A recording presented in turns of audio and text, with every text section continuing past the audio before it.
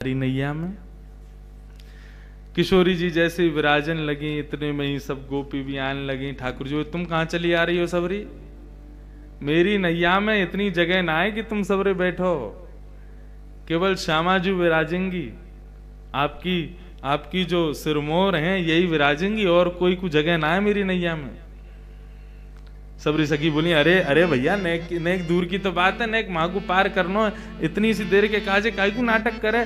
और महाराज लपक लपक करके सबरी गोपी चढ़ गई। एक दो तो ठाकुर जी की गोद में ही बैठ गई, जगह ही नहीं वहां में। कोई नीचे बैठी है, कोई कहीं बैठी है, कोई लटक के बैठी है। एक दो ठाकुर जी के ऊपर बैठ गई। ठाकुर जी दे धक्का, अब ही गिर दूंगा यहाँ पे। मेरी नेक सी नैया वहां में सबरी बैठ गई है चढ़ चढ़ के।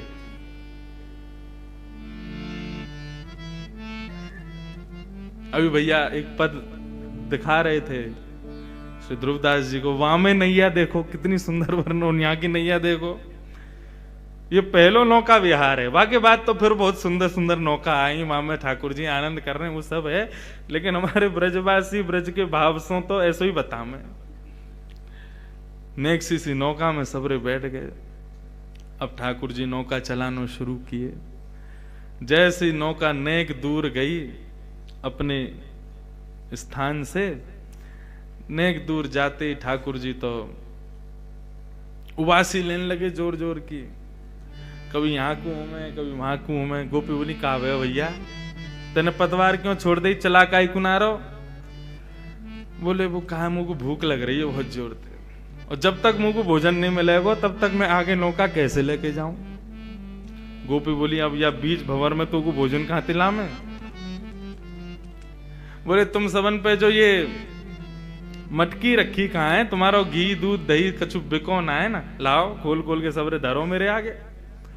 पहले पेट पूजा हो गई, तभी मुंह में बल आवेगा, तभी नौका चलेगी। अकेली नौका छोटी सी मेरी, वाकू तो मैं कैसे चला लूं? बा में तुम सबरी बैठ गई हो मोटी मोटी सी, तो फिर कैसे चले आगे?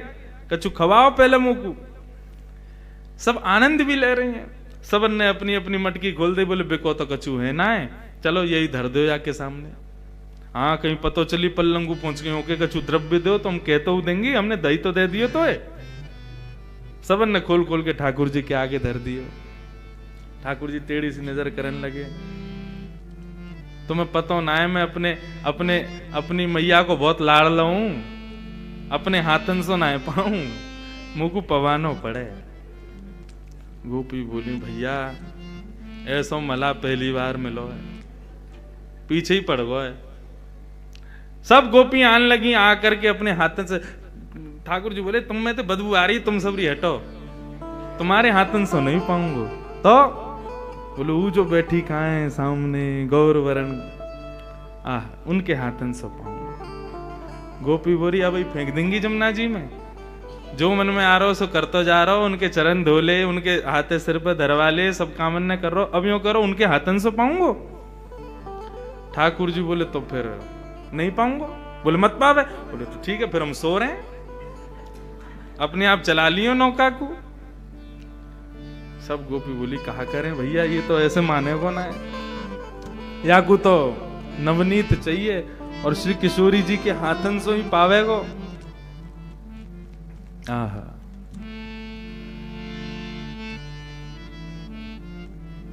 किशोरी जी के पास में ललता विशाखा गई, हे श्यामा जी, हमें पता आपको श्रम बहुत है, लेकिन अब ये नदी पार करनी है, और यही उपचार है, यही के सहारे हमें करनी है, या की बात न माननी पड़ेगी।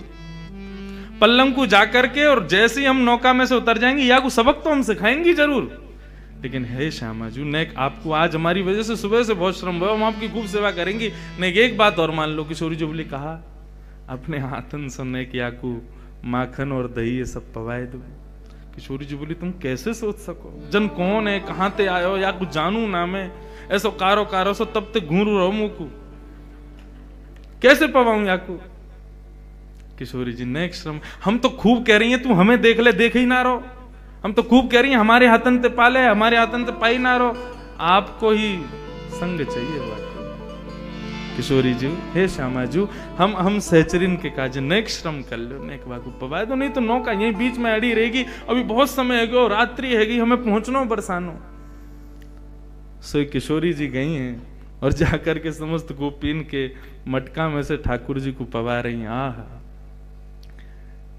यमुना जी के मध्य में, सब सहचरियों के मध्य में ठाकुर जी बिना किसी प्रयोजन के नौका विहार कर रहे हैं। एक तो हो जाए कि संयोजित हो, एक तो होता है व्यवस्थित हो, पूर्व निश्चित हो कि कैसी नौका विहार होगी। तो वहां छत्र भी लगे हैं, वहां पर सजावट भी हुई है, वहां पर सब व्यवस्थाएं की गई हैं, बैठवे की, उठवे की, सब करवे की। लेकिन आज ठाकुर जी बिना प्रयोजन के, बिना नियोजन के, बिना किसी व्यवस्था के नौका विहार कर रहे हैं। ये ठाकुर जी की प्रथम नौका विहार है श्री किशोरी जी के साथ। यमुना जी के मध्य में छोटी सी नौका में, सहचरियों के मध्य में, पूर्णिमा को चंद्रमा दोनों में प्रकाश डाल रहे हो है, ऐसा प्रकाश प्रकट है रहे हो है, वह प्रकाश से ही श्री यमुना जी को श्रृंगार है रहे हो है। और श्री किशोरी जी अपने हाथन से ठाकुर जी को माखन पवाए रही हैं, दही पवा रही हैं और युगल विहार कर रहे हैं दोनों। बैठे युगल बिहारी नाव में बैठे युगल। गाओ बैठे युगल बिहारी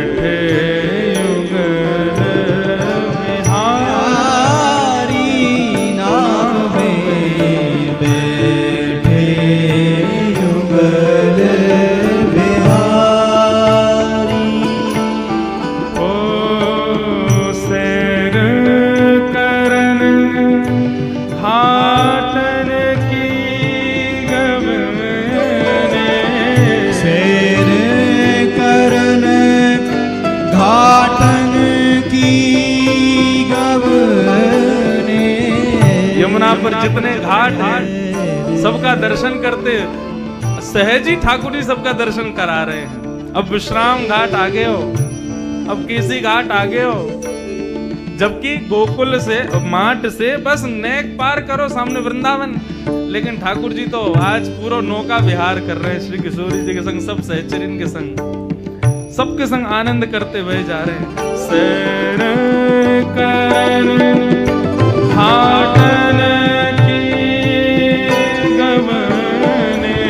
शेर करन घाटन की गवने, संग लिए सहचारी हो,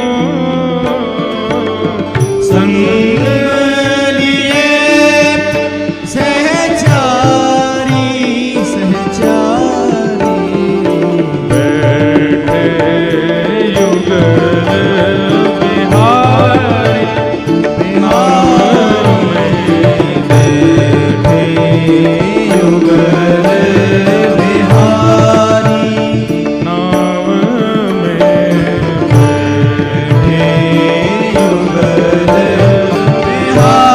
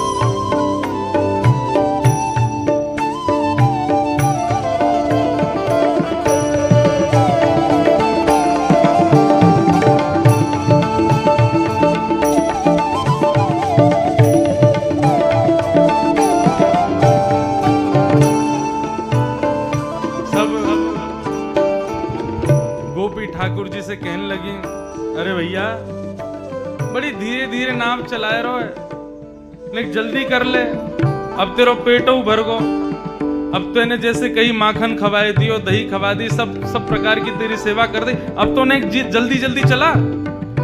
ठाकुर जी 2 बार चला में और चला के फिर रुक जाए। बोले कहा भयो? बोले ऊर्जा खत्म है गई है मेरी। बोले कैसे मिलेगी तेरी ऊर्जा?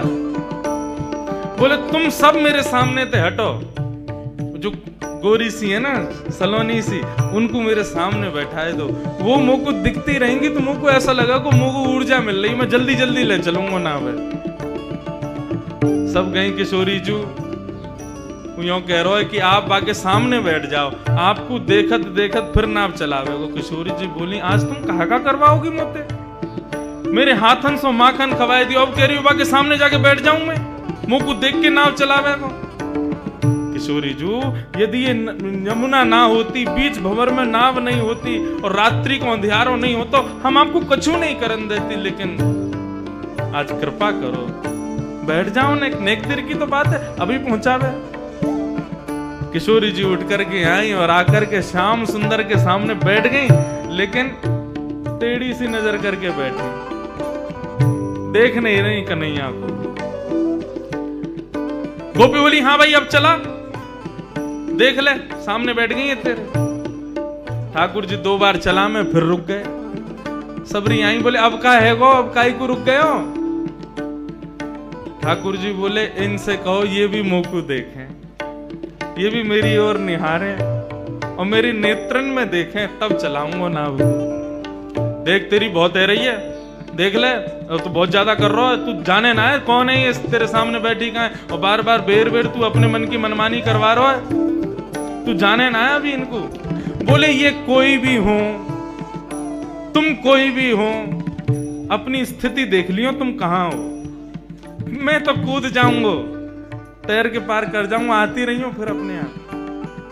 और मुझको तो वैसे भी बहुत नींद आ रही है, मैं अभी सो जाऊं, इनते कह दो यदि ये चाहे कि मुझको नींद नहीं आवे तो मुझको देखती रहे। सब गई है श्यामा जी, वो कह रहा है कि आप वाक की तरफ देखो, न वाक के नेत्रन में देख लो। किशोरी जी बोली, तुम बहुत गलत कर रही हो आज मेरे संग, जन कौन है, कहां को है, कैसो, या के आचार विचार भाव सब बुरे हैं, जब ते आयो कछु ऐसे उल्टे काम कर रहा है, अब या के नेत्रन में देखवे को कह रही हो, नहीं देख लो। किशोरी जी ने नजर उठा करके जैसे ही श्याम सुंदर को देखो, ठाकुर जी मुस्कुराने लगे, बोला अब ठीक है, अब चलाऊंगा नाव को।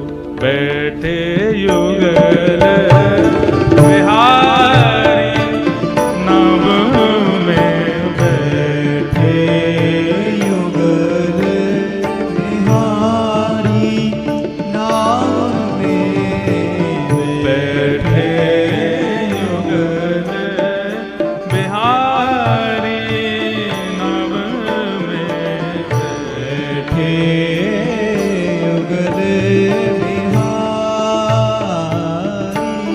ओ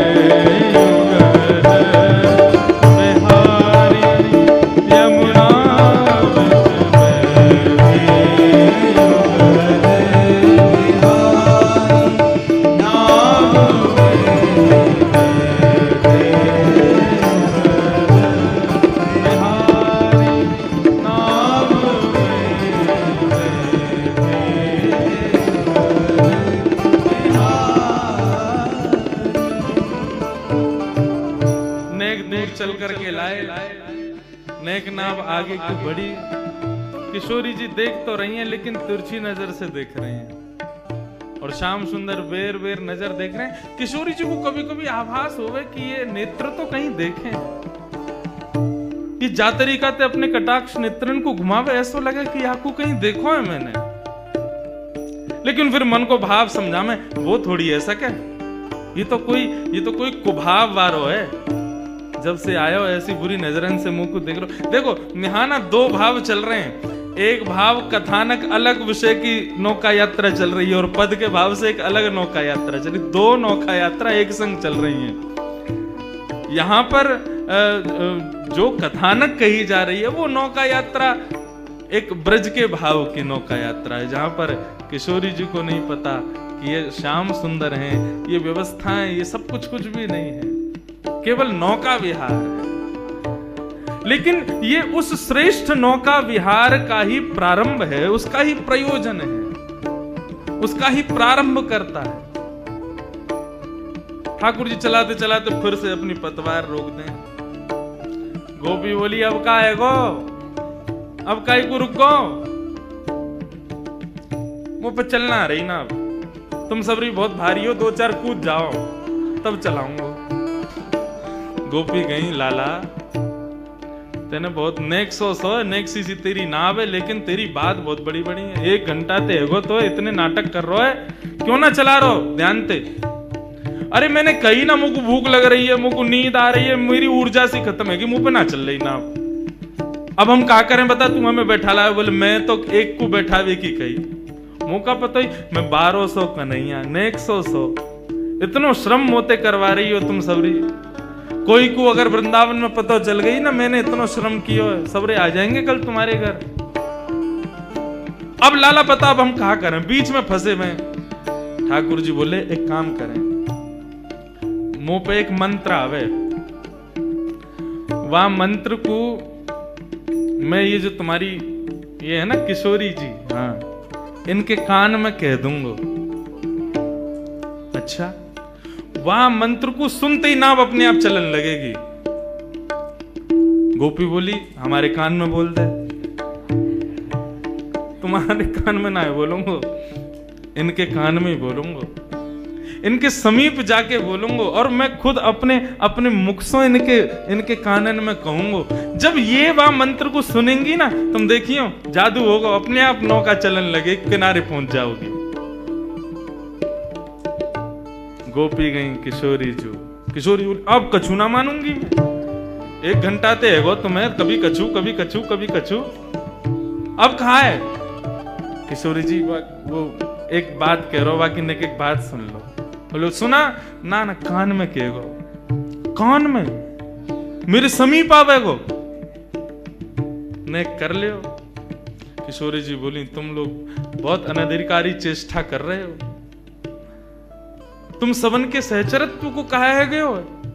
जो मेरे सामने छोटे छोटे कीड़ा भी आ जा मैं कभी, तो तुम वाकू भी एक श्रम मान करके दूर कर दे हो। आज ये अनजान को मेरे समीप क्यों ला रही हो।